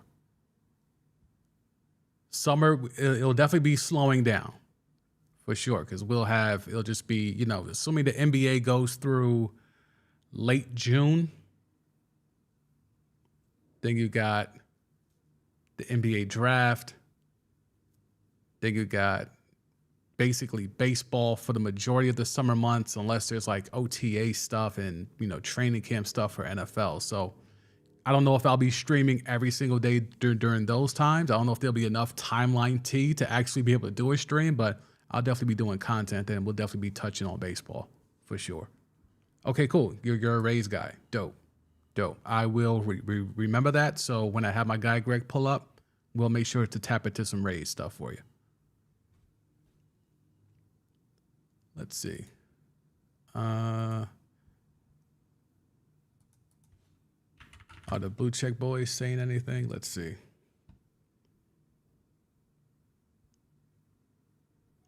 Nope, everything is kind of quiet. Jeff Bezos won't bid. That's old news now. Man, that Saquon story just kind of came and went, huh? Saquon not signing his tag. No one seems to care. No one seems to think that means anything. I guess not signing the tag and not doing off-season workout plans. Okay. Cool story. And we touched on this yesterday at the end of the stream. But this strength of schedule, I think this is some really good information for y'all. I don't know how many of y'all bet or tap in, but like this information here is a pretty good gives you a pretty good barometer of who's going to have an easy schedule next year, and there will be over unders in regards to team total wins, and you can kind of leverage data like this. Maybe you want to go under on teams down here. Maybe the AFC East, you fade the AFC East, or maybe the AFC West. Or maybe you get bullish on the NFC South. It may be even the AFC South. Both Souths have easy schedules at the moment. Okay, hoping for World Series run. I mean, they certainly have the pedigree, man. That front office, like, they get a lot of flack for back in the days just being cheap, but now that they have a proven track record now, like, it works right? Whether it's the sabermetrics or the analytics, well, whatever you want to call it, their way of analyzing players, drafting players, signing players, it's proven. Low budget, they find a way to get it done. The evaluating process is top tier. So, yeah, the Rays, no matter what, you have to respect how they go about building their franchise. And even though, what's good with that stadium, though? I went there once a few years ago for a gig I was doing in. I was really surprised. I was like, wow, this is a major league stadium. This is rough. This is rough.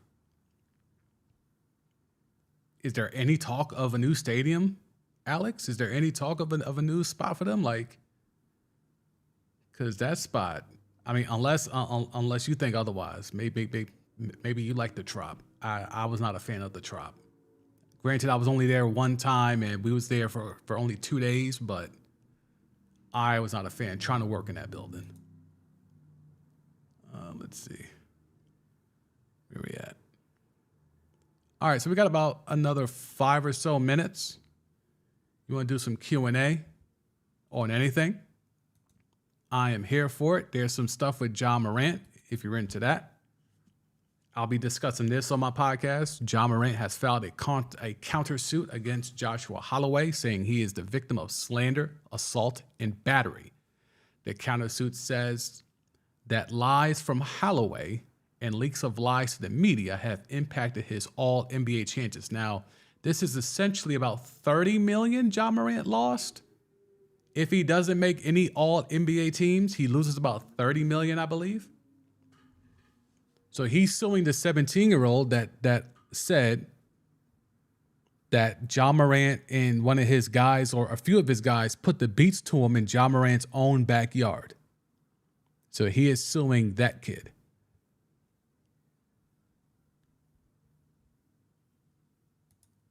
Alex, been in talks for years. Okay. So it's one of those things. Okay. The Trop sat empty for years. Yeah. Even when y'all had good teams. I remember Longoria, Upton. Y'all had some squads back then. And it was still rough.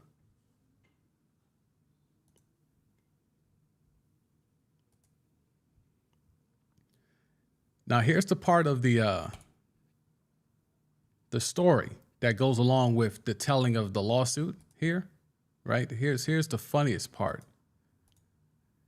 In new court filings, Memphis Grizzlies star Ja Morant said he is the victim of slander, battery, and assault after an alleged fight at his home with a teenager during a pickup basketball game. Morant said the teenager who previously sued him could have ended his career by throwing a basketball at his face. Oh, man. What are we doing, Ja? What are we doing, Ja? How is this the spin? Man's checked the ball to you, and you missed it. Could have ended your career, bruh. Is that really where we at? This is crazy, man. This is crazy.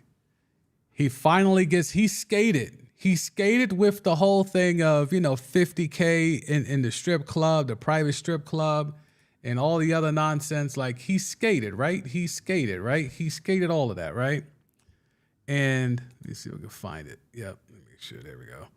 So he skated with all the other stuff. The incident of the 17-year-old, he skated. The incident of moms with the Finish Line employee, he skated. The other incident that's been way less reported of him allegedly rolling up to his sister at a volleyball game, at a high school volleyball game, impressing a dude that called her a bitch. He skated for all of that. And all he had to do was go disappear for 7 to 10 days at some clinic or some rehab and come out and talk about, stress and anxiety.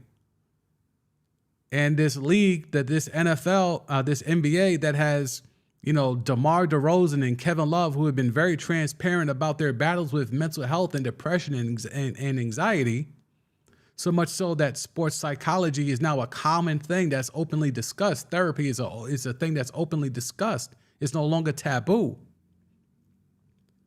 The fact that yet again we have, Ja Morant, who leveraged people's sympathy and empathy for mental health to cover the fact that he's done some craziness off the court, and the league is by proxy riding with it, being accomplices with it. It's hella problematic. I mean, I did a video on this channel about it, about how I think they were exploiting mental health.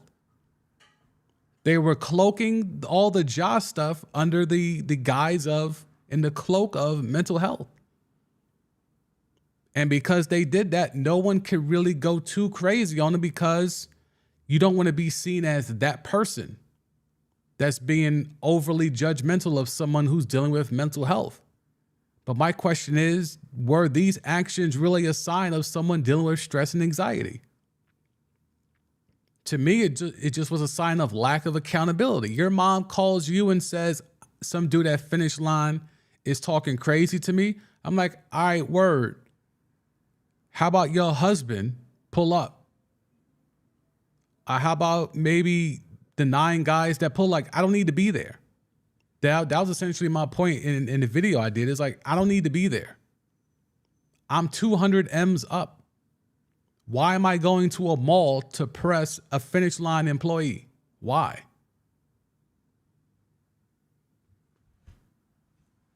If my sister's being called a bitch at a high school volleyball game, why are me and 9 dudes necessary to pull up?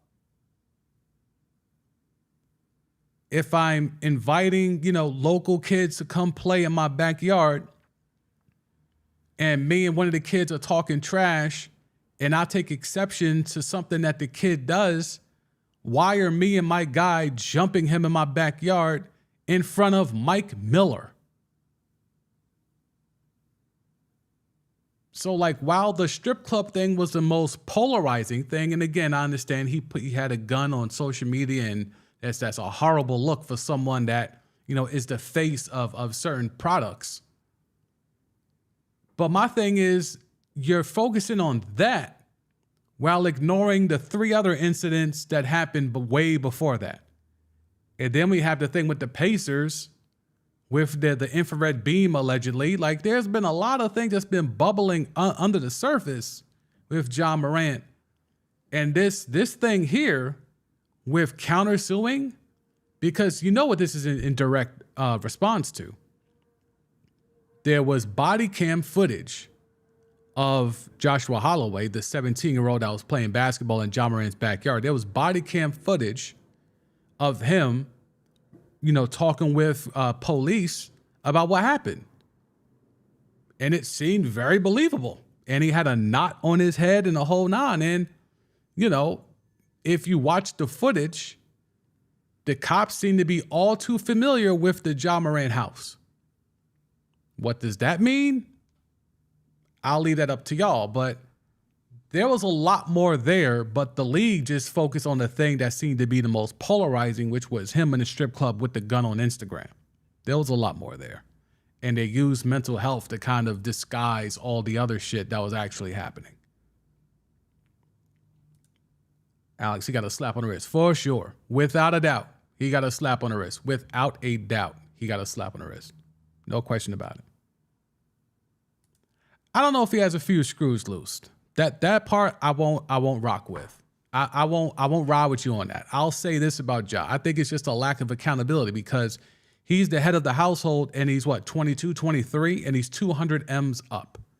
If I'm 200 million up, and I'm now the breadwinner, and everyone is looking towards me to be the guy and expecting me to be the most mature and the most whatever, like, that's a real tough spot for me to be in. Because yes, I don't mind, being able to retire my parents early because I'm 200 M's up. I don't mind having to be, the one that can tell my sister, you can go to whatever school you want. You can have whatever you want. You're good. I don't mind being able to tell childhood friends, yo, I don't have to work that bullshit 9-to-5 job that you hate. You could just come ride with me and you good. But you also have the instincts of wanting to be a 23-year-old that has $200 million at his disposal. And that includes going to private strip clubs that apparently weren't so private because they put your footage on TMZ and the New York Post. You drop in $50K just in tips. That's not even the price of the dances. And that was allegedly his second time through there in a matter of 24 hours. So, you know, that yin and the yang of being pulled where you want to be 23 with a lot of money, but then you're also pulled to be a responsible 23-year-old that's taking care of a whole family. So there are some things that could be seen under the guise of mental health. Unfortunately, none of those things were discussed when he had that interview with Jalen Rose. And that was my only criticism of Jalen is like he said that he jumped out hot off rip and said, whose gun was it? And while that was a very shocking thing to lead off an interview with, when they got into the nuts and bolts of the mental health thing, I just felt like there wasn't enough follow-up questions. Like Ja had prepared statements ready. He had prepared answers to the questions, but there was no follow-ups that would have really gotten to the issues at hand. So it is what it is. But I think we will wrap there. I appreciate y'all as always. Those who have subscribed, welcome. I appreciate y'all. Those who have hit the like button, I appreciate y'all as well. If you're just tapping in just to see what the stream is about, I appreciate you too. Anyone who clicks on these videos, any of these live streams, or any of the content I put out, I appreciate you. My name is The Sam D, aka Sam Duzme Jr. I do Timeline T, which is a stream that grabs all the information that is relevant from the timeline in the world of sports, and I put it here on display in the form of a live stream. The chat is always active. You know, I'm always here to pull up instant information. We got to look up stats. We do that. I look for, you know, not the usual blue check boy stuff. Look for other reporters who are giving different points of views, different information, different resources. So this is a different look at sports than what you normally are accustomed to. So if you're new here, welcome. If you're a returning viewer, y'all know what type of time I'm on. So for Timeline T, I'll come off the screen here to wrap it up. For Timeline T, I am The Sam D, aka Sam Duzme Jr. I'll see y'all tomorrow. We're going to end off the week strong. Fridays are usually a light day when it comes to tea. Probably just be an hour, but we'll see. Maybe some news breaks and we'll be able to go, you know, 2 hours or 3 hours like we have in the past. So for Timeline T, I am The Sam D, Sam Duzme Jr. I'll catch y'all tomorrow, 4 p.m. Eastern. Peace.